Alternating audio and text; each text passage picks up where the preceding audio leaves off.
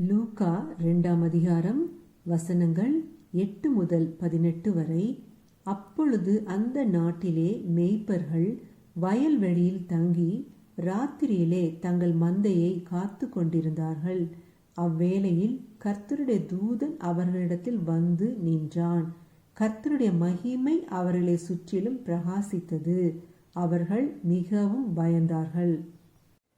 தேவதூதன் அவர்களை நோக்கி, பயப்படாதிருங்கள், இதோ எல்லா ஜனத்துக்கும் மிகுந்த சந்தோஷத்தை உண்டாக்கும் நற்செய்தியை உங்களுக்கு அறிவிக்கிறேன்.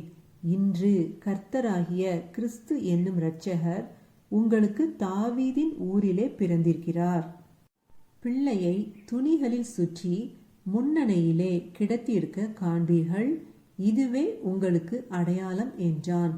அந்த க்ஷணமே பரமசேனையின் திரள் அந்த தூதனுடனே தோன்றி, உன்னதத்தில் இருக்கிற தேவனுக்கு மகிமையும் பூமியிலே சமாதானமும் மனுஷர் மேல் பிரியமும் உண்டாவதாக என்று சொல்லி தேவனை துதித்தார்கள்.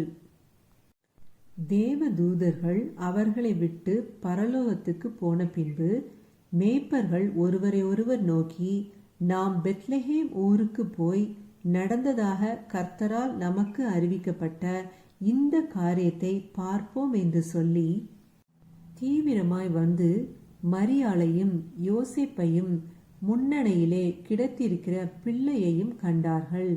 கண்டு அந்த பிள்ளையை குறித்து தங்களுக்கு சொல்லப்பட்ட சங்கதியை பிரசித்தம் பண்ணினார்கள். மேய்ப்பராலே தங்களுக்கு சொல்லப்பட்டதை கேட்ட யாவரும் அவைகளை குறித்து ஆச்சரியப்பட்டார்கள்.